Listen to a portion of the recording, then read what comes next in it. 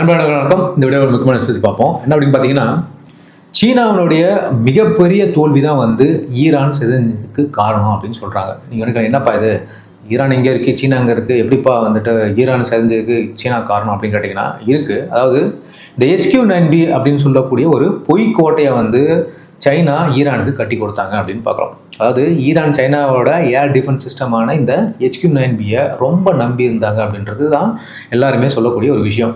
ஆனால் அமெரிக்கா மற்றும் இஸ்ரேலோடைய கூட்டு தாக்குதலில் ஈரானோட வானம் இப்போது திறந்த புத்தகம் மாதிரி ஆயிடுச்சு அப்படின்னு பார்க்கப்படுது. இதுக்கு முக்கிய காரணமே அவங்க ரொம்ப நம்பி இருந்த இந்த சீனாவோட HQ-9B ஏர் டிஃபென்ஸ் சிஸ்டம் அப்படின்னு சொல்லப்படுது. எப்படி இது ஃபெயில் ஆச்சு, இந்தியாவுக்கு இதில் என்ன ஃபேவர் அப்படின்றத டீட்டெயிலாக பார்க்கலாம். வாங்க வீடியோக்குள்ளே போவோம். முதல்ல இந்த HQ-9B இதோட பேர், அளவு, பலம் அதை பற்றி நம்ம பார்ப்போம். சீனா என்ன சொன்னாங்க அப்படின்னா, இது உலகத்தில் இருக்கக்கூடிய அட்வான்ஸ் ஏர் டிஃபென்ஸ் சிஸ்டமில் ஒன்று அப்படின்னு சொல்லி ஏமாற்றி தான் ஈரான்கிட்ட ஏதாவது விற்றாங்க. டெக்னிக்கல் செக் இதில் என்ன அப்படின்னு பார்க்கும்போது, இது ரஷ்யாவோட S-300 சிஸ்டம் இருக்கு இல்லையா, அதாவது S-400 S-500 வந்துட்டாங்க. அவங்க S-300 பழைய சிஸ்டம். ஸோ அது மட்டும் இல்லாமல் அமெரிக்காவோட பேட்ரியாட்டிக் ஏர் டிஃபென்ஸ் சிஸ்டம் இருக்குது. இது ரெண்டுத்தையும் காப்பி அடிச்சு பண்ண ஒரு ஏர் டிஃபென்ஸ் சிஸ்டம் அப்படின்னு பார்க்கப்படுது. இதோட ரேஞ்சு பார்த்தீங்கன்னா 260 கிலோமீட்டர்லேருந்து 50 கிலோமீட்டர் உயரம் வரைக்கும் தாக்கக்கூடியது அப்படின்னு சொல்கிறாங்க. அதாவது ஃபர்ஸ்ட் லேயர் பார்த்தீங்கன்னா 260, கடைசி லேயர் 50 கிலோமீட்டர் வரைக்கும் வரக்கூடிய எல்லா மிசைல்ஸு, இன்கமிங் மிசைல்ஸு, ஏர்கிராஃப்ட் எல்லாத்தையும் இது தாக்கும் அப்படின்ற மாதிரி உறுதி கொடுத்து தான் ஈரானுக்கு அவங்க விற்றாங்க. ஆனால் அமெரிக்கா மற்றும் இஸ்ரேலுடைய நவீன விமானங்களுக்கு முன்னாடி இது ஒரு பொம்மை மாதிரி ஆயிடுச்சு அப்படின்னு சொல்கிறாங்க. கிட்டத்தட்ட 100 டார்கெட்டுகளை ஒரே நேரத்தில் கவனிக்கும் அப்படின்ட்டு சைனா சொல்லி கொடுத்தது எல்லாமே இப்போ வரும் பேப்பரில் எழுதி கொடுத்த மாதிரி ஆயிடுச்சு அப்படின்னு பார்க்குறோம். சீனாவோட இந்த HQ-9B ஏர் டிஃபென்ஸ் சிஸ்டத்தை அமெரிக்காவும் இஸ்ரேலும் எப்படி ஒரு டம்மியாக ஆக்குனாங்க, டம்மி பீஸ் மாதிரி மாற்றினாங்க அப்படின்றது ரொம்ப முக்கியமான விஷயம். இங்கே இதுக்கு பின்னாடி செம்மையான மாஸ் ஸ்ட்ராட்டஜி இருக்குது அப்படின்னு சொல்லப்படுது. முதல்ல என்ன அப்படின்னு பார்த்தீங்கன்னா சேச்சுரேஷன் அட்டாக் அப்படின்னு சொல்கிறாங்க. இது என்ன அப்படின்னு பார்க்கும்போது கூட்டமாக மிரட்டுறது. அதாவது இந்த HQ-9B சிஸ்டம் பார்த்தீங்கன்னா ஒரே நேரத்தில் 100 டார்கெட்டுகளை கவனிக்க முடியும் அப்படின்றது தான் கான்செப்ட். ஆனால் 6லேருந்து 8 ஏவுகணையை தான் இது எதிர்கொள்ள முடியும் அப்படின்னு பார்க்கப்படுது. அமெரிக்கா செஞ்சது என்ன அப்படின்னு பார்த்தீங்கன்னா, ஒரே நேரத்தில் 50க்கும் மேற்பட்ட ஒரு மலிவான ட்ரோன்ஸ், அதாவது இந்த டீகாய் ட்ரோன்ஸ் சொல்கிறாங்க இல்லையா, இந்த மாதிரியான டீகாய் ட்ரோன்ஸை மற்றும் ஏவுகணைகளை அதன் மீது ஏவுனாங்க அப்படின்னு பார்க்கப்படுது. என்ன ஆச்சு அப்படின்னு பார்த்தீங்கன்னா, எல்லாத்தையும் தடுக்க முடியாமல் இந்த மிஷின் அப்படியே ஹேங் ஆயிடுச்சுன்னு சொல்கிறாங்க. அதாவது அந்த சிஸ்டத்தோட லிமிட்டை விட அதிகமான டார்கெட்டில் கொடுத்து அதை ஓவர்லோடு பண்ணிட்டாங்க அப்படின்னு சொல்லப்படுது. இது விஷயம் நம்பர் 1. ரெண்டாவது என்ன அப்படின்னு பார்த்தீங்கன்னா ஸ்டெல்த் டெக்னாலஜி. நமக்கு தெரியும், இந்த HQ-9Bக்கு இருக்கக்கூடிய மிகப்பெரிய தலைவலி என்ன அப்படின்னு பார்த்தீங்கன்னா அமெரிக்காவோட F-35 மற்றும் F-22 ஸ்டெல்த் விமானங்கள் தான் அப்படின்னு பார்க்குறோம்.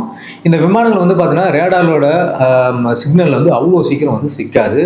HQ-9B ரேடார் இந்த விமானங்களை கண்டுபிடிக்கிறதுக்கு முன்னாடியே இஸ்ரேலோட விமானங்கள் ரொம்ப பக்கத்தில் இந்த ஸ்டாண்ட் ஆஃப் மிசைல்னு சொல்லுவாங்க, இதை ஏவி அந்த ரேடார் நிலையத்தை காலி பண்ணிட்டாங்க அப்படின்னு பார்க்கப்படுது. நீ கண்டுபிடிச்சா தானே டிஃபெண்ட் பண்ண முடியும், விமானம் வரதே தெரிலன்னும் போது டைரெக்டாக நமக்கு அது அஃபென்சிவில் மாட்டிச்சு அப்படின்னு பார்க்குறோம்.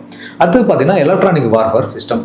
இப்போ இருக்கக்கூடிய வார்ஃபேரில் முக்கியமான விஷயம் என்னன்னு பார்த்தீங்கன்னா இந்த EW தான், எலக்ட்ரானிக் வார்ஃபேர் தான்.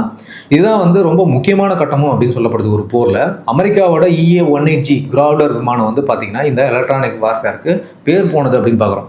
இது என்ன பண்ணும் அப்படின்னு பார்த்தீங்கன்னா சிக்னலை ஜாம் பண்ணக்கூடியது அப்படின்னு பார்க்கப்படுது.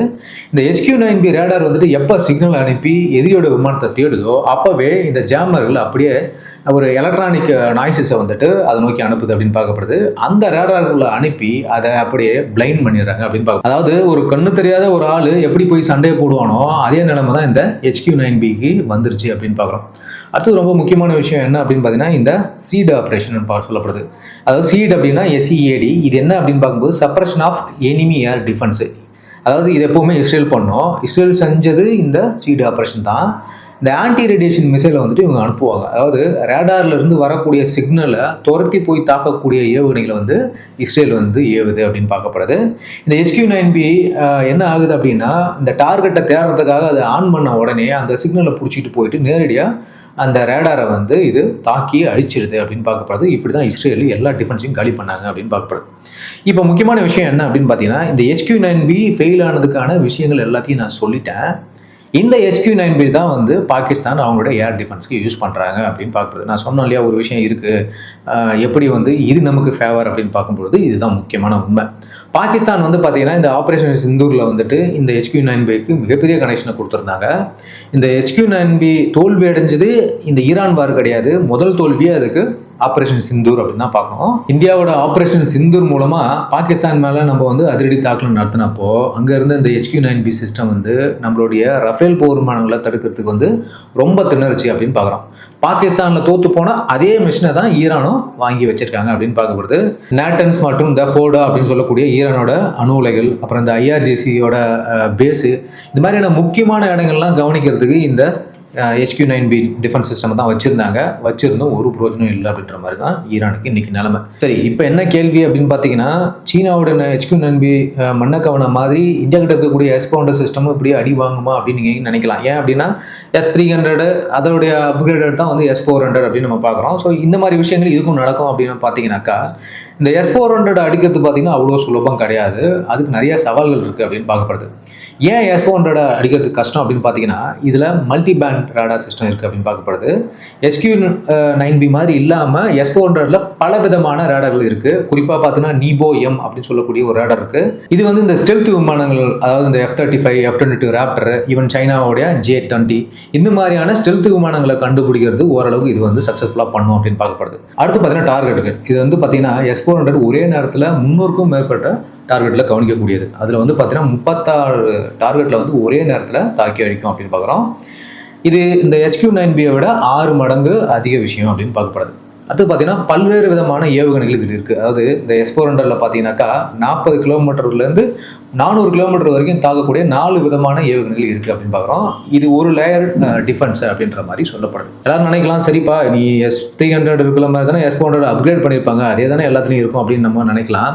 கண்டிப்பாக எந்த ஒரு ஏர் டிஃபென்ஸுமே பார்த்தீங்கன்னா ஓவர்வெல்ம் ஆகும்பொழுது கண்டிப்பாக அது வந்து தோல்வியடைறதுக்கான வாய்ப்பு இருக்குது. ஆனால் இந்தியா பொறுத்த வரைக்கும் பார்த்தீங்கன்னா நம்ம மல்டி லேயர் டிஃபென்ஸை வச்சுருக்கோம். அதாவது S-400 நம்ம எதுக்காக வச்சுருக்கோம் அப்படின்னு பார்த்தீங்கன்னாக்கா, ஒரு காஸ்ட்லியான இன்கமிங் ப்ரொஜெக்டர், அதாவது பார்த்தீங்கன்னா ஒரு விமானம், மிகப்பெரிய ஒரு நியூக்ளியர் வார் ஹெட்டை கொண்டு வரது, இல்லைனா ஒரு ஹை எக்ஸ்ப்ளோசிவ் கொண்டு வரக்கூடிய பெரிய மிசைல்ஸ், இதுக்காக மட்டும் தான் S-400 நம்ம வச்சிருக்குமே தவிர சின்ன சின்ன இந்த ட்ரோன்ஸு, ராக்கெட்ஸ் இதுக்கெல்லாம் நம்ம S-400 யூஸ் பண்ண மாட்டோம். இதுக்கெல்லாம் நம்மகிட்ட இருக்கக்கூடியது வேற ஒரு டிஃபென்ஸ். ஆகாஷ் இருக்குது, நிறைய இப்போ அயன் பீம், அயன் டூம்லாம் நம்ம இதில் வரப்போகுது. இந்த மாதிரியான ஏர் டிஃபென்ஸ் சிஸ்டம் தான் நம்ம சின்ன சின்ன டார்கெட்டுக்கு யூஸ் பண்ண போகிறோம் அப்படின்னு பார்க்கப்படுது. அதனால ஈரானுக்கு மாதிரி இந்தியாவுக்கு ஒரு சுச்சுவேஷன் எப்போவுமே வராது அப்படின்னு பார்க்குறோம். அது மட்டும் இல்லாமல் ஈரானோட தோல்விக்கு மிகப்பெரிய காரணம் என்ன அப்படின்னு பார்த்தீங்கன்னா, அவங்ககிட்ட ஒரு ஸ்ட்ராங்கான ஏர்ஃபோர்ஸ் இல்லை.